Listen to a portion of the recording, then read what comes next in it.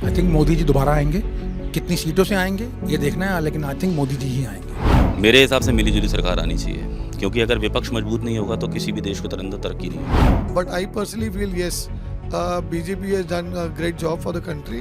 जो ऑप्शन एक अभी है बीजेपी है और कोई है ही नहीं। एटलीस्ट एक विज़न है वहाँ पर कि नेक्स्ट 5 ईयर्स नेक्स्ट 10 ईयर्स में हम इंडिया को नेक्स्ट कहाँ पर लेके जाना चाह रहे हैं। चॉइस ही नहीं लोगों के पास, क्या करेगा आदमी? या तो वोट नहीं देगा, और देगा तो फिर इन्हीं को देगा।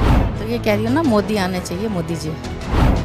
बीजेपी जो भी फैसला होता है इनका बीजेपी का कोई गलत नहीं है। नमस्कार जी, बोल दिल्ली बोल कैंपेन में आपका स्वागत है। मैं परमजीत कौर, संवाद इंडिया न्यूज़ चैनल से। आज हम आए हैं ग्रेटर क्लास 1 मार्केट में। लोकसभा चुनाव होने जा रहे हैं 2024 के, तो आओ जानते हैं उसमें जनता की राय। नमस्कार सर। नमस्कार जी। सर, आप यहाँ पे कितने सालों से हैं? मैं सन 65 से यहीं इसी मार्केट में हूँ। सर, यहाँ पर कोई आपको मार्केट में कोई समस्या का, किसी चीज़ का परेशानी का सामना करना पड़ता है? नहीं जी, यहाँ पर सब पढ़े लिखे आदमी हैं, ग्रेजुएट आदमी हैं, कोई परेशानी नहीं है। सब कोई गलती नहीं होती है, कोई लड़ाई झगड़ा, मैनेजमेंट वगैरह भी सब बढ़िया है, साफ़ सफाई वगैरह कोई परेशानी नहीं है। तो अभी जो जम्मू कश्मीर में 370 की धारा हटी है, उसके बारे में आप क्या कहना चाहेंगे? वो बहुत बढ़िया हुआ, बहुत ही अच्छा हुआ। धारा मिट गई, आराम से आदमी चैन से रह रहे हैं, चैन से ज़िंदगी बिता रहे हैं। धारा लगानी नहीं चाहिए थी। है तो इंडिया, धारा काहे की होती है? इंडिया के लिए सब कानून बराबर होना चाहिए। धारा उठाई है तो बहुत बढ़िया। जो भी फैसला होता है इनका बीजेपी का कोई गलत नहीं है। सर, अभी जो चुनाव होने जा रहे हैं उसको लेके आप क्या कहना चाहेंगे, और आपको इस एरिया में कोई समस्या का सामना करना पड़ रहा है? देखिए, लोकसभा का एक अपना अलग महत्व है। उसमें कहीं ना कहीं भाजपा का अभी ज़्यादा जोर दिखता है, क्योंकि वो धार्मिक तरीके से, किसी तरीके से उसने पढ़े लिखे युवाओं को, बेरोज़गारों को एक तरफ को मोड़ दिया है। और शायद उनका सही होगा, हमारी तरफ से वो सही नहीं है। मैं उसे सही नहीं मानता, क्योंकि पढ़ाई, शिक्षा और स्वास्थ्य और इन चीज़ों पे अगर काम किया होता तो शायद वो बात होती। और आप अगर देखें कि भाजपा के जितने भी कैंडिडेट या प्रवक्ता या जो भी हैं, आप उनसे कोई भी सवाल कर लीजिए, वो आपको 3 चीज़ों में ख़त्म कर देंगे: राम, पाकिस्तान और युद्ध। इनमें ख़त्म कर देंगे आपको। बाकी वो जो जेन्युइन जो प्रॉब्लम्स है उनके बारे में बात नहीं करेंगे। जब भी बात करेंगे दूसरी पार्टी को बदनाम करने की आपको बात बता देंगे, लेकिन अपने उनके 7 साल के क्या उद्देश्य हैं, क्या लक्ष्य उनके थे, कितने लक्ष्यों को प्राप्त किया, उसके बारे में कोई जानकारी नहीं देंगे। आप काम करा है अगर, तो जनता के बीच में जाइए, वोट मांगिए। किस लिए नहीं मानते? बाकी पार्टियां हैं, सब अपने अपने काम को गिना रही हैं, उसके बिहाफ पे वोट मांग रही हैं। सिर्फ एक भाजपा एक ऐसी है जो दूसरे को कोस रही है और आपको मज़े दिला रही है, और लोग खुश हो रहे हैं, उस पर उछल रहे हैं।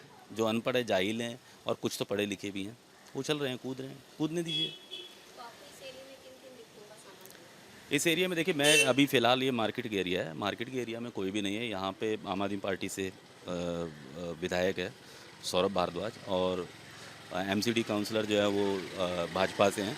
और मेरे हिसाब से दोनों का तालमेल बहुत अच्छा है, इतना बेकार नहीं है, क्योंकि दोनों पढ़े लिखा हैं। और वो हमारी जो काउंसलर साहिबा हैं वो भी अच्छी एडवोकेट हैं और अच्छा काम करती है, बहुत स्वभाव से भी बहुत अच्छी है। हमारा बहुत अच्छा तालमेल है उनसे। ना उनकी तरफ से हमें कोई दिक्कत है, और ना वैसे ना हमारी पार्टी के विधायक की तरफ से कोई दिक्कत। तो जो जम्मू कश्मीर की 370 की धारा हटी है, उसके बारे में आप क्या कहना चाहेंगे? देखिए, वो देश का मुद्दा है, और जो कश्मीरी हैं, इंसाफ जिनको मिलना चाहिए उनको तो मिला नहीं। 370 एक कागज़ से सिर्फ, और 370 हटी नहीं है, उसको ऑल्टर किया गया। अनुच्छेद जो होते हैं उसके अंदर जो पार्ट होते हैं, उस पार्ट को कुछ ऑल्टरेशन करी गई है। अब वो उस ऑल्टरेशन को होम मिनिस्टर साहब ने इतना बड़ा बना दिया कि 370 हटा दिया। ऐसा कुछ नहीं हुआ है, ये सब बेकार की बातें। उसके अंदर कुछ चेंजेस हुई हैं, वो चेंजेस क्या हुई है जनता को पता नहीं, बस ये। जो राम मंदिर की स्थापना की गई है, उसका आने वाले चुनाव पे क्या असर पड़ेगा? भगवान श्री राम तो हमारे दिलों में है। उसकी स्थापना कहीं भी करे रहेंगे तो हमारे मन में ही। उसका चुनाव में असर तो बताया ना, जो अंधभक्त हैं वो तो रहेंगे पक्का, उनकी वोट तो जाएगी जाएगी, कोई मना नहीं कर सकता उसको। तो अभी जो लोकसभा चुनाव होने जा रहे हैं, तो आपकी क्या राय है कि कौन सी पार्टी आनी चाहिए? मेरे हिसाब से मिली जुली सरकार आनी चाहिए, क्योंकि अगर विपक्ष मजबूत नहीं होगा तो किसी भी देश को तरंदर तरक्की नहीं होगी। अगर आप एक तरफा किसी को भी बहुमत दे देते हैं तो वो बहुमत जो है किसी तानाशाह की तरह काम करता है, जो आज की डेट में कर रहा है। आप देख रहे हैं, किसान आंदोलन है, सब कुछ है, कि मीडिया कोई नहीं दिखा रहा है। आप जैसे ये न्यूज़ वाले जो हैं वो कुछ हकीकत बयान भी कर देते हैं, अदरवाइज़ तो कोई नहीं दिखा रहा है। सबके ऊपर बंदिशें हैं। ये जो एक राम मंदिर का जो उद्घाटन हुआ है, ये उद्घाटन पहले भी हो सकता था, ठीक है, बट डिपेंड करता था उनका बीजेपी की गवर्नमेंट को कि राम मंदिर का जो उद्घाटन उन्होंने लोकसभा इलेक्शन से पहले सिर्फ 1 या 2 महीने पहले करा, क्योंकि इसका इम्पैक्ट ज़रूर पड़ेगा पब्लिक पर, ख़ास करके यूपी में। तो ज़्यादातर यूपी की जो पॉपुलेशन है वो लाइक एक रिलीजियस के पर डिपेंड करती है कि हिंदू या मुस्लिम, ये चीज़ें वहाँ पर है यूपी के अंदर, तो वहाँ ज़्यादा फ़र्क पड़ेगा इसका राम मंदिर का। अभी जो लोकसभा के चुनाव होने जा रहे हैं तो उसमें कौन सी पार्टी आनी चाहिए, आपकी क्या राय है? मैं तो मैम देखिए, मेरे हिसाब से तो कांग्रेस बेटर ही थी। कांग्रेस फिर भी जो ये बीजेपी की गवर्नमेंट अभी 10 साल से हम देख रहे हैं, जितनी महंगाई और बेरोज़गारी वगैरह बहुत ज़्यादा इंडिया में है, कोई भी ये किसी भी अच्छे मुद्दे पर बात नहीं करते हैं। मोस्टली ज़्यादातर हिंदू या मुस्लिम एक टॉपिक इन्होंने बना रखा है, एक एजेंडा इन्होंने तैयार कर रखा है, वही इनको लेके चलना है आगे। मतलब कोई डेवलपमेंट नहीं हो रहा है, कोई बेरोज़गारी कम नहीं हो रही है इंडिया के अंदर, और महंगाई बहुत ज़्यादा इस टाइम पर है, आपको पता ही है। और अभी आपने देखा होगा कितने पेपर लीक्स हो रहे हैं। अभी यूपी पुलिस का पेपर लीक हुआ है, अभी कल परसों 10th यूपी बोर्ड 10th और 12th का पेपर लीक हुआ है। तो इससे फ़र्क पड़ता है कि गवर्नमेंट क्या काम कर रही है, दिख रहा है सारी गवर्नमेंट। तो अभी आप गवर्नमेंट को क्या सुझाव देना चाहेंगे? सुझाव में मेरी तरह से यही है कि मेन चीज़ हर एक आम आदमी के लिए तो सबसे बेस्ट यही होता है कि वो एक अपना रोज़गार उसको अच्छा मिल जाए, ठीक है, महंगाई थोड़ी कम हो जाए पहले के अकॉर्डिंग। भले ही कांग्रेस में भी इतनी महंगाई थी, बट इतनी नहीं थी कि जितना अब बीजेपी की 10 साल में हमने देखी। जम्मू कश्मीर में जो 370 की धारा हटी है उसके बारे में आप क्या कहना चाहेंगे? 300 धारा 70 ठीक है, अच्छा है, हटनी चाहिए थी, बट डेवलपमेंट होगा काफ़ी, जिसकी वजह से नहीं हो पा रहा था डेवलपमेंट। अब हटी है तो काफ़ी डेवलपमेंट होगा। राम मंदिर की स्थापना की गई है तो उसका आने वाले चुनावों पे क्या असर पड़ सकता है? देखिए, ये तो पब्लिक डिसाइड करेगी, हम लोग नहीं कर सकते हैं ना। मैं इंडिविजुअली बताऊं तो राम मंदिर के बेस पे वोट देना सही नहीं है, क्योंकि राम मंदिर एक अलग चीज़ है, गवर्नमेंट का अगर हम पॉइंट ऑफ व्यू से देखें तो वो अलग चीज़ है, ठीक है। वोट देना चाहिए तो गवर्नमेंट को काम के उसके ऊपर देना चाहिए, कि जैसे रोज़गार हो गया, महंगाई हो गई, ठीक है, बेसिक जो रिक्वायरमेंट होती है, हॉस्पिटल हो गए, स्कूल्स हो गए, पढ़ाई लिखाई एजुकेशन हो गई, ठीक है, ये सब मुद्दे होने चाहिए मेरे ख्याल से। ये इस पे अगर वोट दें गवर्नमेंट को तो ज़्यादा अच्छा है, बजाय राम मंदिर के उस पर, ठीक है। तो अभी जो लोकसभा चुनाव होने जा रहे हैं 2024 के, तो इसमें कौन सी पार्टी आनी चाहिए और आपकी क्या राय है इसमें? 2024 में देखिए, अभी बात करें ओपोजिशन की तो अभी थोड़ा सा वीक है ओपोजिशन, थोड़ा सा इम्प्रूवमेंट की ज़रूरत है उसमें। अभी ठीक है, अभी चल रही जो गवर्नमेंट है अभी तो सही चल रही है, कोई दिक्कत नहीं है, बट थोड़ा सा मुझे लगता है जो बेसिक हम लोगों के मुद्दे हैं उसको ज़्यादा फोकस करना चाहिए, उस पर ज़्यादा ध्यान देना चाहिए, ठीक है। अभी ऑप्शन नहीं है लोगों के पास में, ऑप्शन होगा तो डेफिनेटली सेकंड ऑप्शन पे जाएंगे, बट अभी कोई ऑप्शन ही नहीं है, तो फिर जो ऑप्शन एक अभी है बीजेपी है और कोई है ही नहीं। बट ये है कि इन फ्यूचर हम लोग, तो आप पार्टी अच्छा काम कर रही है या फिर बीजेपी अच्छा? अगर मैं दिल्ली की बात करूं तो ऑब्वियसली दिल्ली में अच्छा काम कर रही है, ठीक है। मतलब लास्ट टाइम जो अभी जीते हैं लोग, अच्छा जीते हैं, लोग सपोर्ट करते हैं, जो काम कर रहे हैं उसको भी सपोर्ट करते हैं, इसीलिए जीत रही है। और बेसिक चीज़ जो उनकी मुद्दे हैं, स्कूल हो गया, एजुकेशन हो गया, ठीक है, महंगाई हो गई, दिल्ली में सबसे कम महंगाई है, ठीक है, और स्टेट से। फिर उसके बाद में इलेक्ट्रिसिटी हो गई, इलेक्ट्रिसिटी इनकी फ्री है, ठीक है, 200 यूनिट एटलीस्ट जो नीचे तबके के लोग जो आते हैं वो तो उनका बेनिफिट उठा ही सकते हैं, उनका कहीं ना कहीं सेविंग हो रही है, वो मनी फ्री मिल रहा है, तो ये चीज़ अच्छी है, मतलब होनी चाहिए। यहाँ से अगर वो पैसा कुछ कहीं बचा रहा है तो कहीं वो खर्च भी कर रहा है, तो शायद इसी वजह से यहाँ के लोगों के पास थोड़ी इनकम जो है बचती है, तो वो उनको एक एक्स्ट्रा सोर्स मिल जाता है खर्च करने का, तो लोग खुश हैं आम आदमी पार्टी से, बहुत अच्छा काम करेगा, कोई दिक्कत नहीं है। और अभी तो मुझे लगता है शायद अभी नेक्स्ट जो 2025 में आएगा आम आदमी पार्टी की, तो दोबारा इलेक्शन आएंगे, तो मुझे लगता है शायद वो फिर जीत जाएंगे। इस तरीके से काम करेगा तो अच्छा है, जीतता रहेगा। अभी जो चुनाव होने जा रहे हैं, आपकी क्या राय है कि कौन सी पार्टी आनी चाहिए? मैं तो ये कह रही हूँ ना, मोदी आने चाहिए, मोदी जी, जनता पार्टी आनी चाहिए, वही है बेस्ट। और हमें उनकी तरफ से बहुत कुछ अच्छा हो रहा है हमारे रेगुलर साफ सफाई तो हो रही है, लेकिन एमसीडी कुछ ना कुछ मार्केट्स में प्रॉब्लम क्रिएट करती ही रहती है। कभी प्रॉपर्टी टैक्स को लेके, कभी एमसीडी शॉप लाइसेंस को लेके या सीलिंग को लेके कुछ ना कुछ प्रॉब्लम्स क्रिएट करते रहते हैं लोग। सर, जम्मू कश्मीर में 370 की जो धारा हटी है उसके बारे में आप क्या कहना चाहेंगे? रिपोर्ट्स और जो न्यूज़ रिपोर्ट्स हैं और जो रिपोर्ट्स हैं वो तो बेटर ही हैं, पहले से तो हालात अच्छे ही हैं। सर, अभी जो राम मंदिर की स्थापना की गई है, आने वाले चुनावों पे उसका क्या असर पड़ सकता है? पॉजिटिव इफेक्ट आएगा उसका। और जितना हिंदू डोमिनेट वोट है वो तो वन साइडेड बीजेपी को जाएगा, पॉजिटिव इम्पैक्ट होगा, इसीलिए ये किया गया है इससे।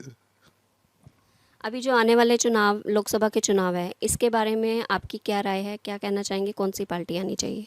कोई ऑपोजिशन तो है ही नहीं, तो पार्टी दूसरी का तो आने का कोई मतलब ही नहीं है।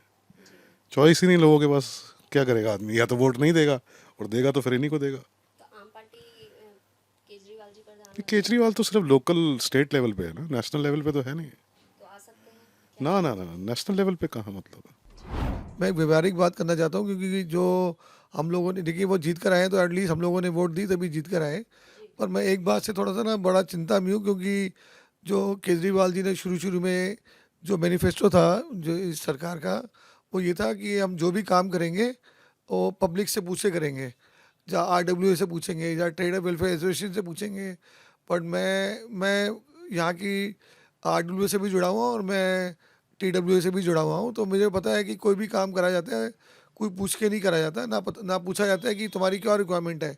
सरकार का पैसा अपनी मर्जी से खर्चा जा रहा है, और मेरे हिसाब से तो जिन चीज़ों की आवश्यकता नहीं है उन चीज़ों पे ज़्यादा खर्चा जाता है। तो ये भी कोई ऐसी सरकार नहीं चला रहे हैं जिससे पब्लिक का कोई भला हो रहा हो। जैसे अभी मजाक वाली बात अभी आपने भी देखा होगा, और पानी की बिलों की चर्चा चल रही है कि पानी के बिल में ये ज़्यादा आ गए, कम आ गए। फिर ज़्यादा कैसे आ गए? जब तुम्हारी सरकार है, तुम्हारा तुम्हारा पानी का डिपार्टमेंट है, दिल्ली जल बोर्ड केजरीवाल साहब के अंडर आता है, तो फिर बिल लोगों के ज़्यादा कैसे आ गए? मेरे बुजुर्ग जानकार हैं, उनकी बेसमेंट का बिल आ गया है 90,000 रुपये का। वो बेचारे मेरे को फ़ोन कर रहे हैं कि यार इसका ये कम कैसे होगा?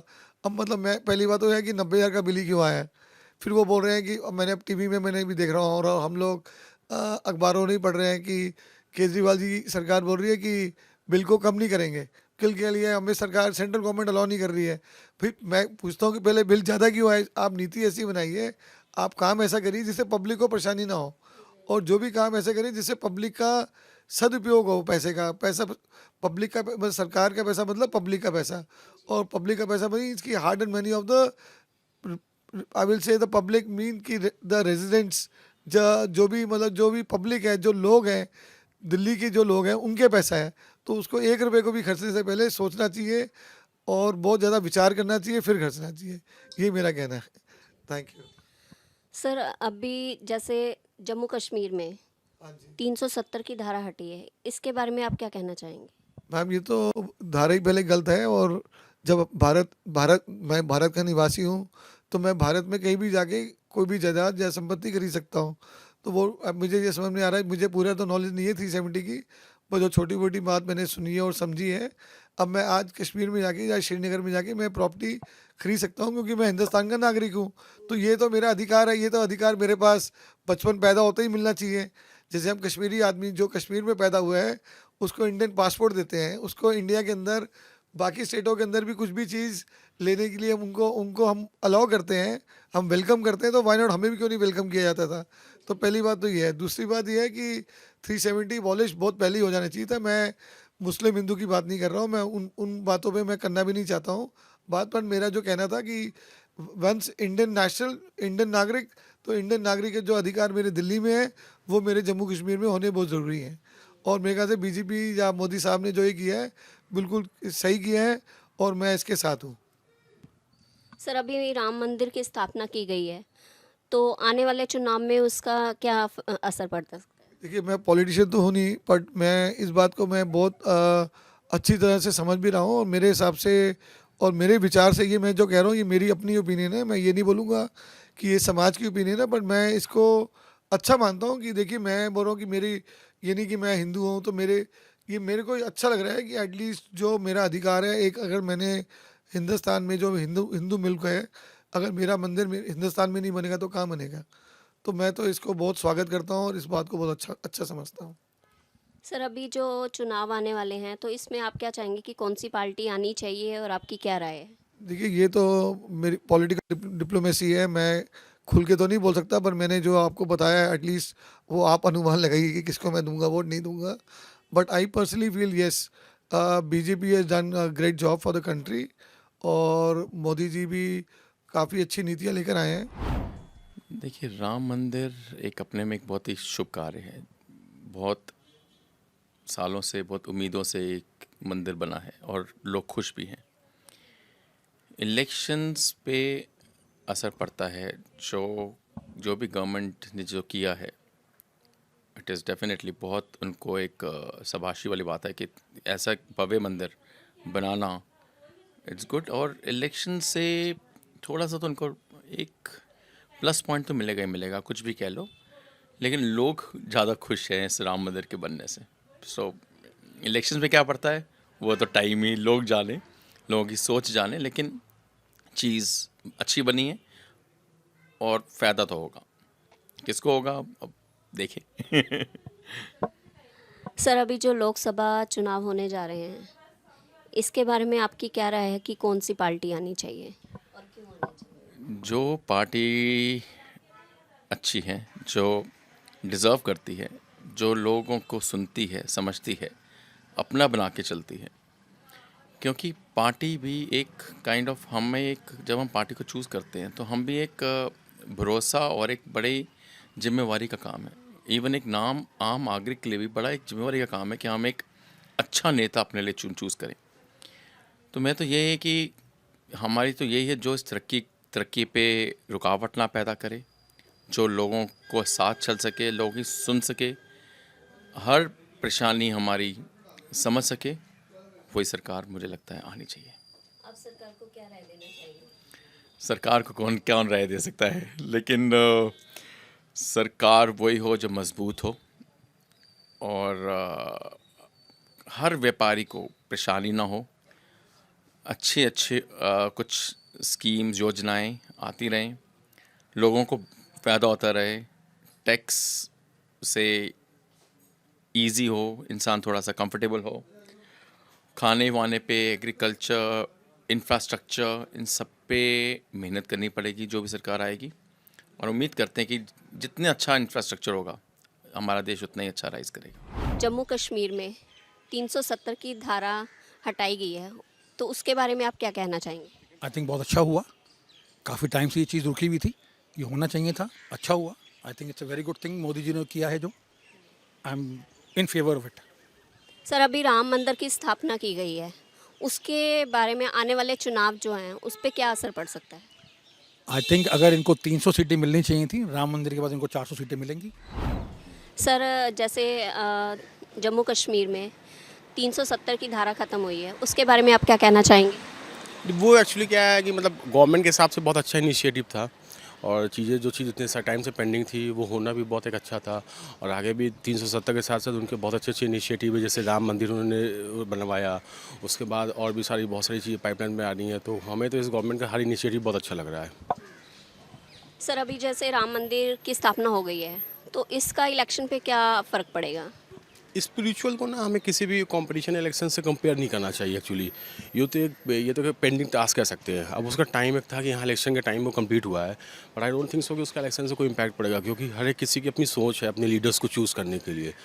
तो मेरे हिसाब से किसी भी मंदिर या किसी भी नया इस्टेब्लिशमेंट इलेक्शन पे कोई भी बहुत ज़्यादा इम्पैक्ट नहीं डालेगा। इलेक्शन आदमी अपनी थिंक और अपनी अपॉर्चुनिटी और अपनी सोच के हिसाब से ही वोट करेगा। तो सर जो अभी ये चुनाव होने जा रहे हैं इसके बारे में आप क्या कहना चाहेंगे, क्या राय है आपकी कि कौन सी पार्टी आनी चाहिए और कैसे? मगर आप मेरी इंडिविजुअल अपनी देखेंगे तो definitely I always support to BJP. And अगर लीडर की बात करेंगे तो डेफिनेटली आई वांट कि मोदी को आना चाहिए वापस से, क्योंकि उनकी जो लीडरशिप है, उनकी जो थिंग्स है, उनकी जो विज़न है, एटलीस्ट एक विज़न है वहाँ पर कि नेक्स्ट 5 ईयर्स, नेक्स्ट 10 ईयर्स में हम इंडिया को नेक्स्ट कहाँ पर लेके जाना चाह रहे हैं। अदरवाइज़ पार्टी के हिसाब से भी मैं बीजेपी के साथ हूँ और लीडर के हिसाब से भी मोदी के साथ ही हूँ। सर आप क्या कहना चाहेंगे कि कौन सी पार्टी आनी चाहिए और क्यों आनी चाहिए? मेरे हिसाब से अपोजिशन को स्ट्रांग होना चाहिए।